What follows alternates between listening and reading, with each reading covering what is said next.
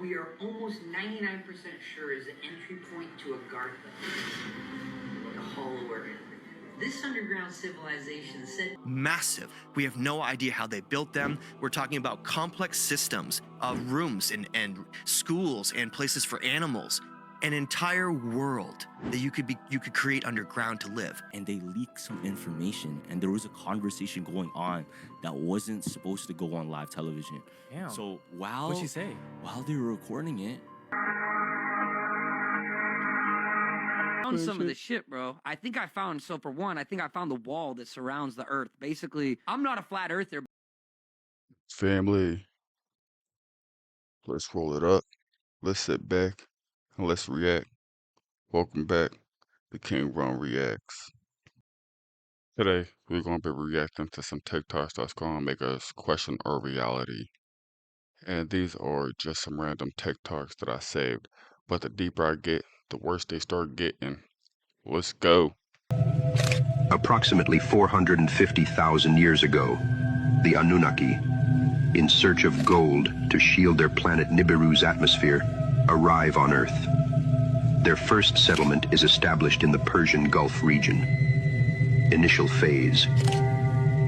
They begin their operations by mining gold in the southeastern Africa region. Due to labor difficulties, they genetically engineer Homo sapiens by combining their DNA with that of existing hominids to create a more suitable workforce. According to Hopi tradition, the Grand Canyon isn't just a canyon, it's a portal, a gateway to the underworld. They call it Sipapuni, the place where the first people emerged after a great cataclysm. The Hopi believe that humanity was destroyed and reborn not once, but 3 times, each time saved by mysterious underground beings known as the Ant People. These Ant People weren't insects. They were described as small, pale-skinned humanoids with large eyes, who lived in vast subterranean cities beneath the earth. They sheltered the Hopi during times of fire and flood, fed them, and taught them survival, and possibly more. In some versions of the myth, the Sky People, described as gods who descended in flying shields, guided the Hopi to the Ant People and then returned to the stars. Sound familiar? In one Hopi account, the original people who emerged from the canyon were lizard-like, reptilian beings who transformed into human form. Other versions say that giants once ruled the region, only to be destroyed by divine wrath and buried beneath the stone. Modern researchers dismiss these tales as metaphor, but they line up uncannily with global stories. The Nagas of India, reptilian underworld dwellers with immense knowledge and power. The Dragon Kings of Chinese mythology, who ruled from crystal palaces beneath the earth. The Watchers from the Book of Enoch, who descended from the sky and were later buried underground after corrupting mankind. What if these aren't just metaphors? What if they're fragments of a real event, a global catastrophe, a migration underground, and the survival of a forgotten people? The Zuni speak of Kachinas, godlike beings who descended from the sky and brought knowledge, language, agriculture, and order to the people. But when their time was over, the Kachinas retreated into the earth, where they remain in vast underground chambers, hidden until the world is ready again. The Acoma Pueblo holds similar beliefs, of divine teachers who did not come from this land, but who shaped it, then vanished into sacred mountains and deep caverns to sleep. And in nearly every one of these traditions, the sacred lands are located around one specific place, the Grand Canyon. When early American archaeologists encountered these stories, they dismissed them as primitive folklore, not history, not real. But those same institutions believe the Iliad was inspired by a real war at Troy. They admit that Norse myths preserve details of actual weather events and migrations. So, why are native myths treated as imagination, when they may be eyewitness accounts passed down through time? Watch this. behind me you can see one of 17 alien-based caves, which enters into what we are almost 99% sure is the entry point to Agartha, like a hollow earth. This underground civilization said to exist within the Earth's core was first discovered by one of Christopher Columbus's disgruntled cronies. His former co-captain, Shepard Charlemagne, allegedly led an expedition 13 miles into this exact Antarctic snow cave on the night of April 30th, 1886. He claimed to find a mythical subterranean kingdom inhabited by enlightened lizard-like beings. Today, this so-called Hollow Earth, aka Agartha, is rumored to be a preferred vacation destination for the global elites. Get a whiff of that. Oliver Tree is gone. But before he died, he went to Antarctica. And he didn't just see the famous ice wall. He climbed it. He said he saw a pyramid down there, possibly built by a civilization 10, 15, maybe 20,000 years old. But that's not the part that kept him there. Behind him, he counted 5 separate entry points into what he believed was an alien base. A cave system that allegedly leads straight into Agartha, a hidden civilization said to exist inside the Earth itself. He filmed everything, an entire documentary. Nobody has seen it. If you enjoy creepy videos, follow, or we may never see each other again. So for these videos, definitely make me question everything. I don't know what's real, what's fake. I really don't know. Well, so for let me know what y'all think. Comment down below. But let's get back into it. Let's go. was in Antarctica. I played 3 sets out there. Shit. There was like 20 people, bro. It was sick. I had the best time of my life. Fucking Antarctica, man. What's it like? I thought it was like, ain't they always got like conspiracy theories? Yeah, about I Antarctica found and some of shit? the shit, bro. I think I found, so for one, I think I found the wall that surrounds the Earth. Basically, I'm not a flat earther, but I think I might be kind of after seeing this wall, bro. I You think, really seen the shit? I seen this shit, bro. I filmed a documentary. I got footage. And Okay. also I seen this this pyramid, which I believe is from an ancient civilization from a 15th century map I was looking at. And it looks like there's potential of an entire iced out civilization that's like 10,000 to 15,000 years old. I don't know the exact numbers, but I think I found an actual entranceway to an alien base that goes into the hollow earth, bro. Agartha. I'm pretty sure I found this shit. Fuck, man. I can't guarantee everything, but I have a documentary I filmed in Antarctica. So it's a new pyramid. No one knew that this existed to now? I don't know, bro. I don't know the exact specifics of anything, but I did a little, I climbed the wall. I climbed the fucking wall, bro. I have footage of me climbing this fucking wall. God damn, man. I just...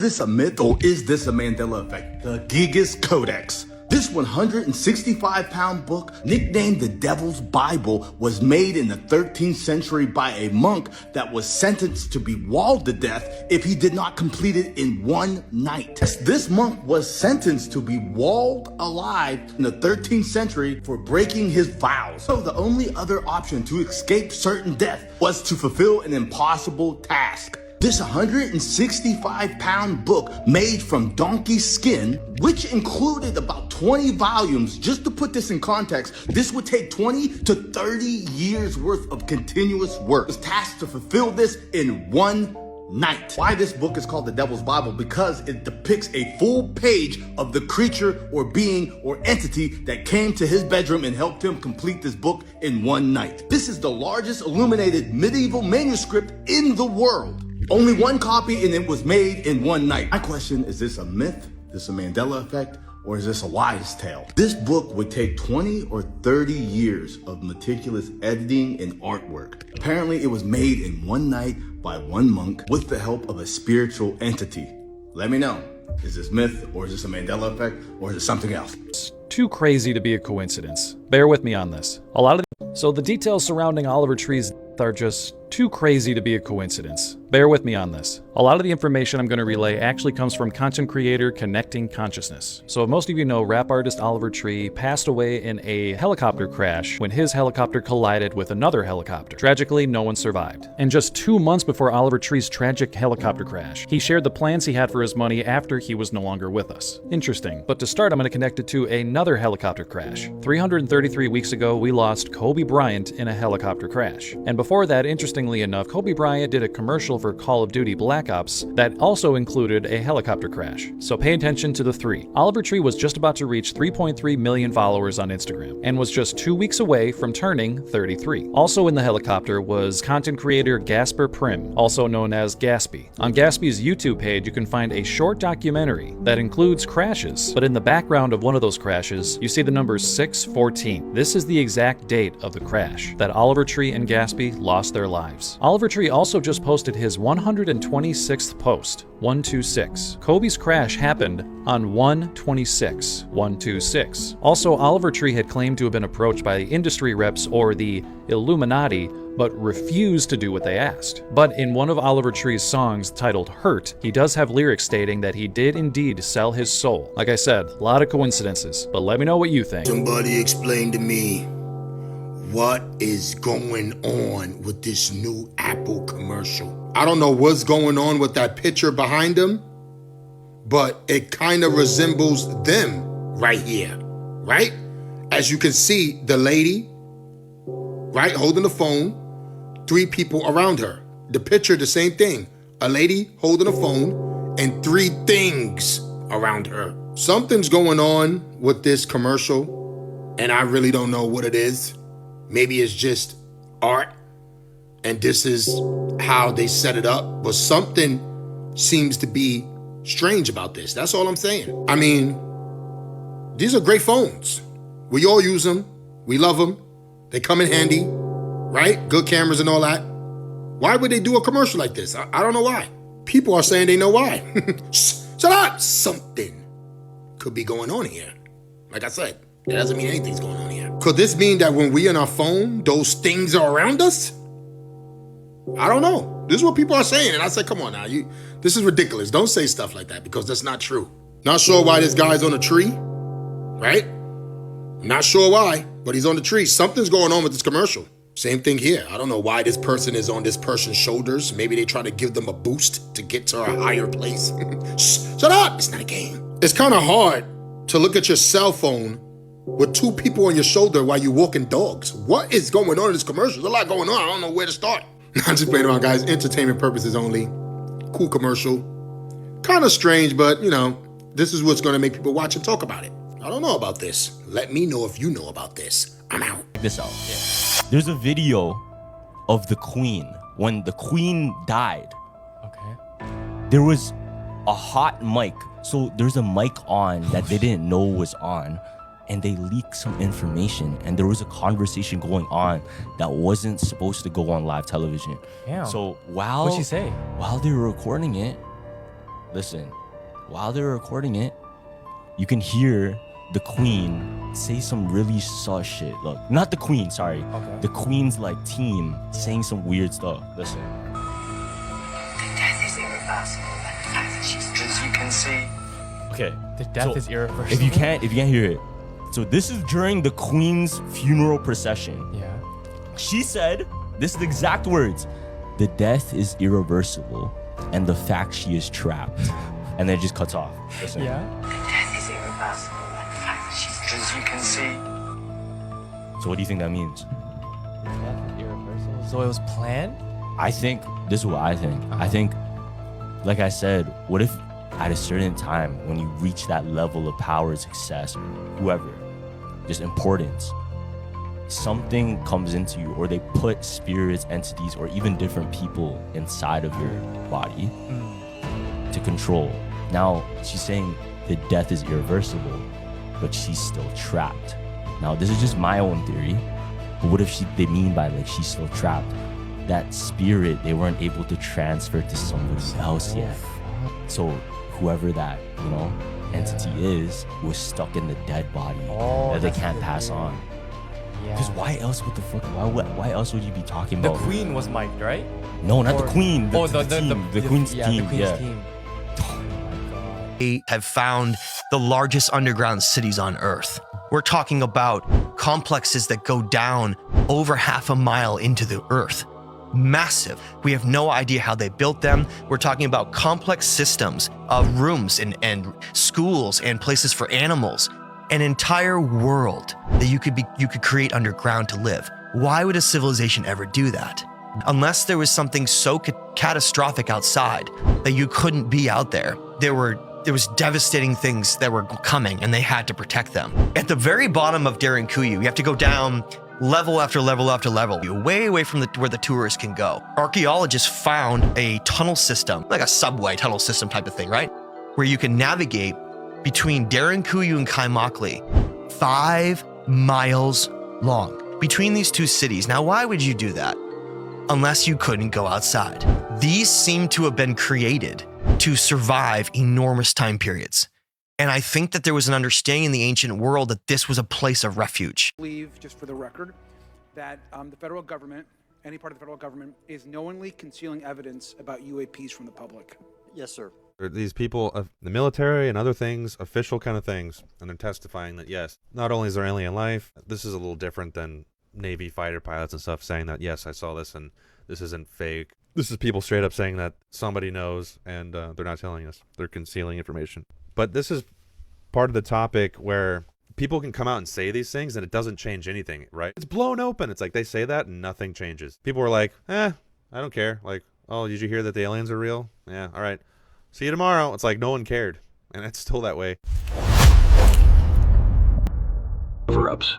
The government finally admitted were true. The last one will blow your mind.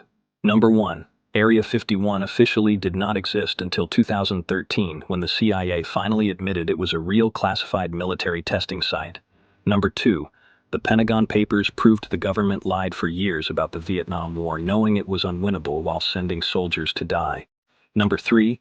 COINTELPRO was a secret FBI program that spied on, infiltrated, and sabotaged civil rights groups and anti-war protesters. Number 4. The government sprayed Agent Orange over Vietnam, knowing it caused cancer and birth defects, but denied it for 30 years. Number 5. Watergate proved President Nixon ordered break-ins and wiretapping of political opponents, then tried to cover it up. Number 6. Iran-Contra revealed Reagan's administration illegally sold weapons to Iran and used the money to fund rebels in Nicaragua. Number 7. The government admitted it secretly tracked every phone call record of millions of Verizon customers starting in 2006. Before I say the last one, make sure to hit that follow button to support the channel. Number 8. The FBI ran a fake news website in 2007 and sent malware to suspects' computers to secretly install tracking software. So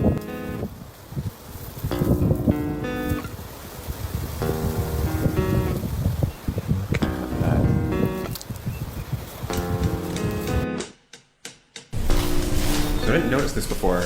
Last time I was here, it was in a rush and it was a lot darker out, but it looks like these stairs used to go up further, if that makes sense. And what I find really weird is that all the lights, these lights are on.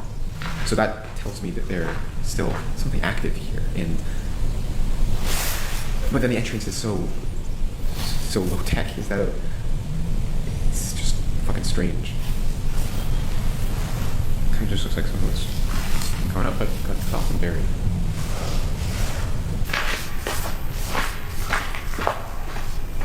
I don't want to talk too much, just because I can't really anticipate if anyone's going to be around here. I don't hear anymore, but the lights are on, and I have no clue what I'm stepping into.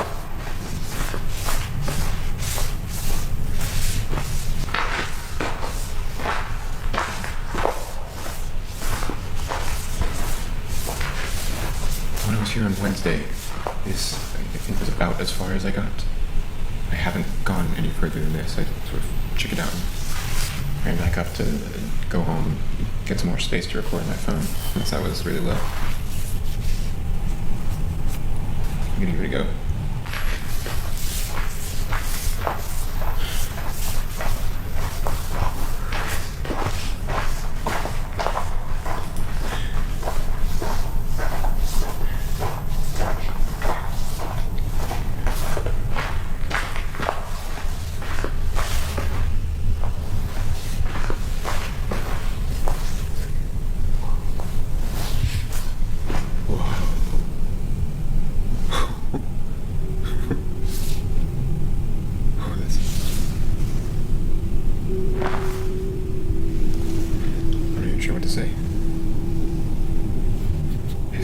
fucked.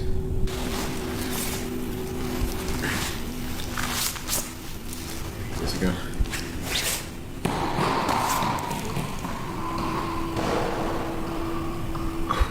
You hear that? It just keeps going. It just keeps going. I'm so on edge that I'm gonna run into someone.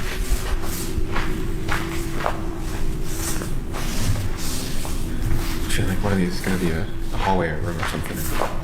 Because what else? What is the purpose of these things?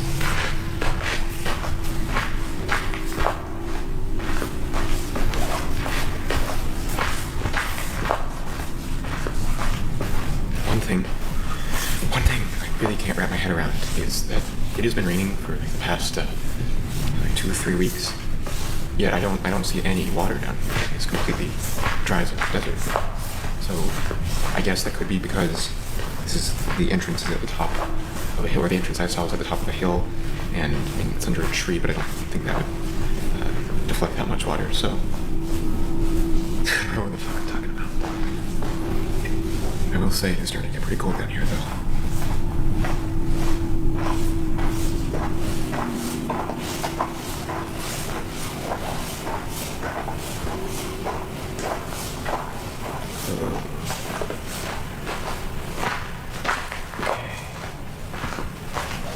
I think he keeps going. Wait, I see something shining. I just realized I'm gonna have to walk back up all these stairs. Fuck it.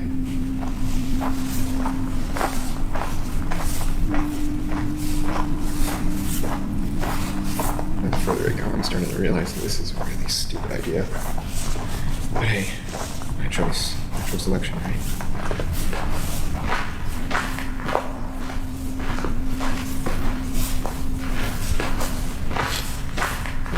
I'm smelling like cut grass. Like when you mow the lawn. It's smelling good after. I think that's the chlorophyll, right?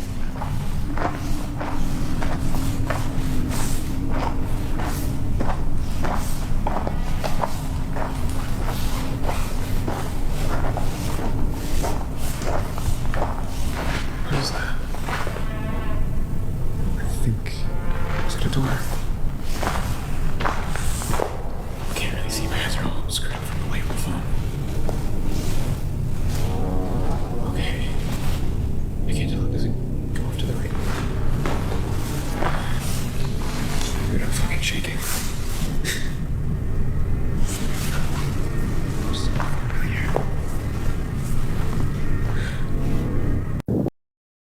Filming the last video got me fucked up. I don't know what to expect. I know damn well my black ass wanna kept on walking down them steps though. Hell no, and it started getting all dark. Hell no, I'm out. But let's get straight to it. Let's keep on going. Let's go.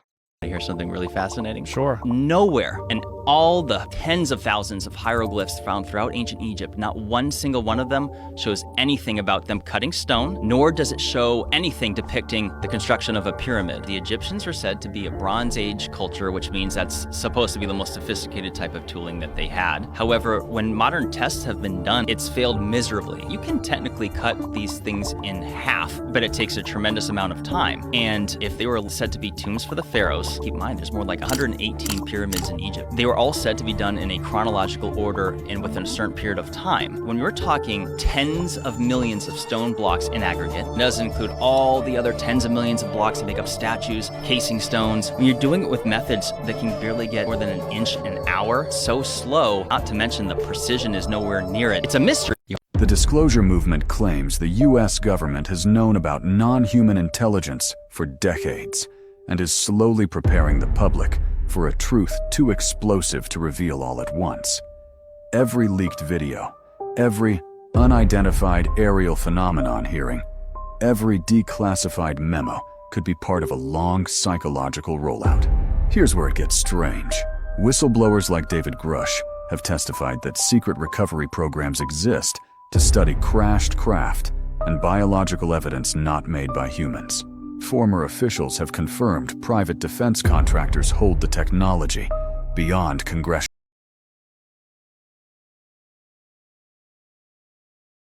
The disclosure movement claims the US government has known about non-human intelligence for decades and is slowly preparing the public for a truth too explosive to reveal all at once.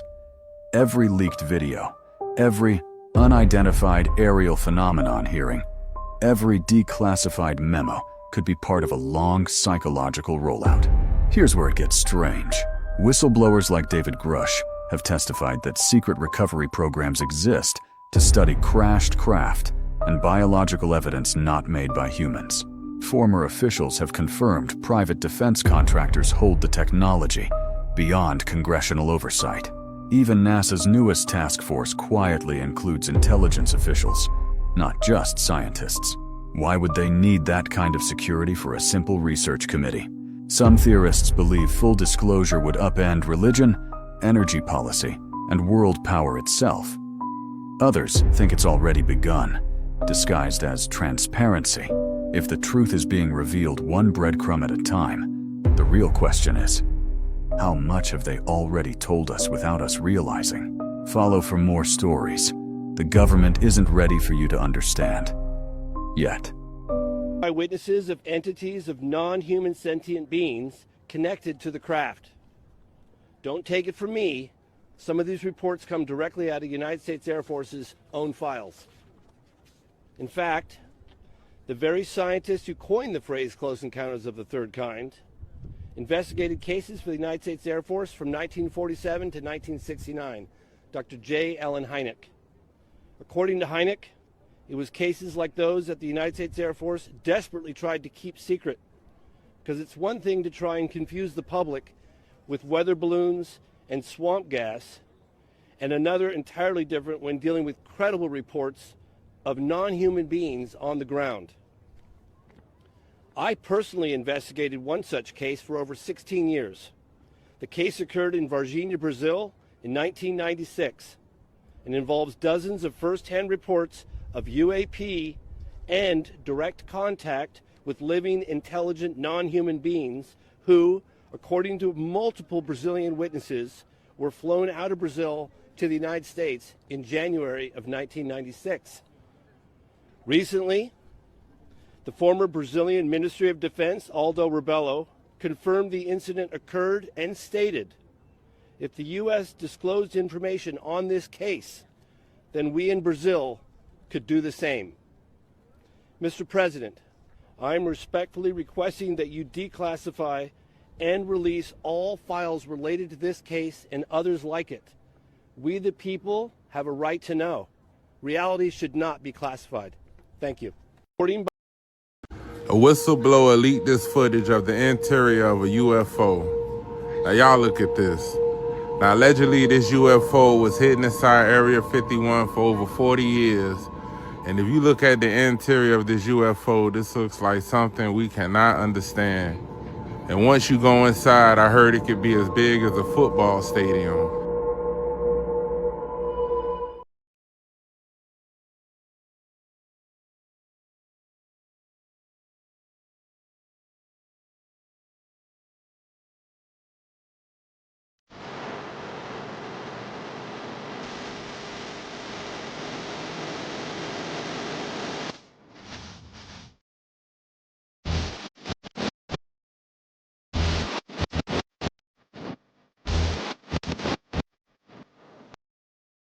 Family, I appreciate you watching from start to finish. But if you like that reaction, hit the like button, subscribe, and I'll catch you on the next one. Peace.